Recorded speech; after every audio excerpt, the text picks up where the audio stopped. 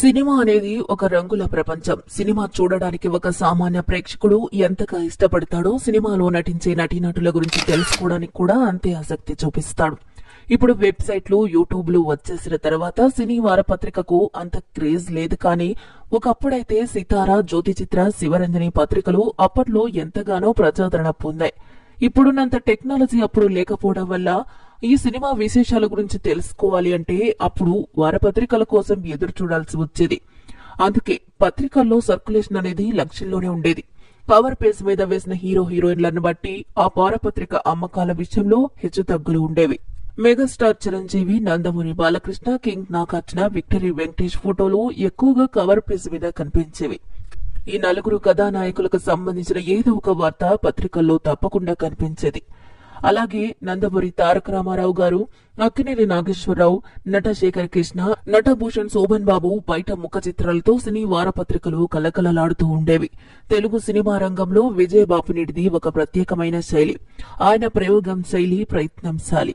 Megastar Chiranjeevi బాగా దగ్గరగా ఉన్న నిర్మాతలలో విజయబాపినీడి కూడా ఒకరు. సినిమా పత్రికల హవా బాగా ఉన్న ఆ రోజుల్లోనే చిరంజీవి కోసం ప్రత్యేకంగా ఒక పత్రిక తీసుకొచ్చి అందరినీ ఆశ్చర్యపరిచారు దర్శక నిర్మాత విజయబాపినీడు. మల్టీ కలర్ పేపర్లతో, అద్భుతమైన డిజైన్లతో కళ్ళు తిప్పుకోలేని విధంగా ఓ కొత్త రకంగా మెగాస్టార్ చిరంజీవి కోసం ఒక పత్రికను తీసుకొచ్చారు. విజయబాపినీడు దర్శకుడిగా, నిర్మాతగా మంచి పేరు తెచ్చుకున్న వ్యక్తి. బొమ్మరిల్లు, విజయ వంటి అతి తక్కువ ఖర్చుతో మాస పత్రికలను తయారు చేయించారు. Maga Maharaju, Khaidi number 786, gang leader, big boss వంటి చిత్రాలు నిర్మించిన వ్యక్తి విజయబాపినీడు. మొదట బొమ్మరిల్లు అనే పిల్లల మాసపత్రికను తీసుకొచ్చారు. ఆ తర్వాత విజయ అనే మాసపత్రికను తీసుకొచ్చారు. ఈ మాసపత్రికలో ఒక నవల, కథల పుస్తకం, జోక్స్ కు సంబంధించి మినీ పుస్తకంతో పాటు ఎక్కాల బుక్ సైజులో సినిమా విశ్లేషణలకు సంబంధించి సినిమా అనుబంధం అనేది ఒకటి ఉండేది. ఆ సినిమా అనుబంధానికి ఇటు పరిశ్రమలోనూ అటు బయట కూడా చాలా ప్రాధాన్యత ఉండేది. ఒంగోలుకు చెందిన కోంపల్లి గౌరీశంకర్ అనే లెక్చరర్ సినిమా రివ్యూలను అద్భుతంగా రాసేవారు. ప్రతి సినిమాలోనూ మంచి ఉంటుంది, చెడు ఉంటుంది. అదేవిధంగా సినిమాలోని బాగోగులను అద్భుతంగా రాసి ప్రేక్షకులకు అందించేవారు. సినిమా కథకు సంబంధించి నటీనటుల హావభావాలు, సాంకేతికత, సంగీతం ఇలా మంచికి మంచి, చెడుకు చెడు విశ్లేషణ అద్భుతంగా చేసేవారు గౌరీశంకర్. అలాంటి విజయ పత్రికకి అధినేతగా బాపినీడు గారు సినీ రంగంలో విజయబాపినీడుగా పేరు సంపాదించారు. మెగాస్టార్ చిరంజీవి పేరుతో అల్లు అరవింద్ ప్రచురణకర్తగా, విజయబాపినీడు సంపాదకత్వంలో ఈ పత్రిక తొలి సంచిక 1989 ఆగస్టు 22న చిరంజీవి పుట్టినరోజు సందర్భంగా విడుదలైంది. మిగతా సినిమా పత్రికల్లో రాని చిరంజీవికి సంబంధించిన వార్తా విశేషాలు, సినిమా విశేషాలు, ఫోటోలతో సహా వచ్చి ఈ సినీ వారపత్రిక ప్రేక్షకులని, ముఖ్యంగా మెగాస్టార్ అభిమానులను ఎంతగానో ఆకర్షించింది.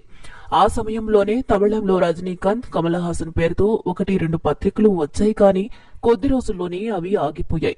ఎందుకంటే ఈ పత్రికకు పెట్టిన ఖర్చు ఆ పత్రికలలో ఎక్కడా కనబడేది కాదు. మెగాస్టార్ చిరంజీవి మాసపత్రిక మార్గం 5 సంవత్సరాల పాటు ప్రజాదరణతో బాగా నడిచింది. ఈ పత్రిక వచ్చిన కొంతకాలానికి అగ్ర హీరోల్లో ఒకరైన బాలకృష్ణ గారి పేరు మీద కూడా ఒక పత్రిక రావాలని ప్రయత్నం జరిగింది. కానీ ఇది బాలకృష్ణ కానీ నిర్మాతలు కానీ చేసిన ప్రయత్నం కాదు.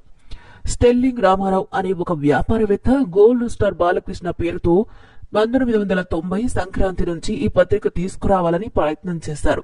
నటుడు మురళీమోహన్ ద్వారా బాలకృష్ణను కూడా కలిశారు. ఆ టైంలోనే బాలకృష్ణ ప్రాణానికి ప్రాణం సినిమా షూటింగ్ కోసం తలకోన వెళ్లే హడావిడిలో ఉన్నారు. అందుకే అక్కడికి వచ్చి కలవమని చెప్పి బాలయ్య వెళ్లిపోయారు. రామారావు, అతడి టీం గోల్డ్ స్టార్ పత్రిక డమ్మీ కాపీ తీసుకుని వెళ్లి బాలకృష్ణను కలిశారు. వాటిని పరిశీలించి మళ్లీ కలుద్దామని చెప్పి బ్రహ్మర్షి విశ్వామిత్ర షూటింగ్ కి వెళ్లిపోయారు. ఆయన డమ్మీ కాపీ చూశారు కదా, ఓకే అన్నట్లే అనుకుని పత్రిక మొదలు పెట్టే సన్నాహాలు చేసుకున్నారు స్టెల్లింగ్ రామారావు. దీనికోసం అని చెప్పి పత్రికలో ప్రకటనలు కూడా ఇచ్చారు. దాన్ని చూసి బాలకృష్ణ కోపంతో ఊగిపోయారు.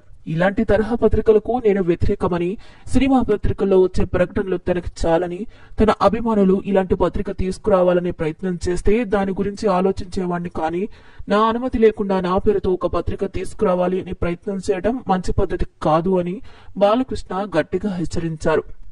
దాంతో ఇక రామారావు వెనక్కి తగ్గారు. అలా గోల్డ్ స్టార్ బాలకృష్ణ పత్రిక తొలి సంచిక కూడా విడుదల కాకుండానే ఆగిపోయింది. ఒకవేళ బాలకృష్ణ ఒప్పుకొని ఉంటే పత్రికల రూపంలో కూడా అగ్ర హీరోలు ఇద్దరూ పోటాపోటీగా ఒకరికొకరు ఎదుర్కొంటూ అభిమానులను అలరించేవారేమో.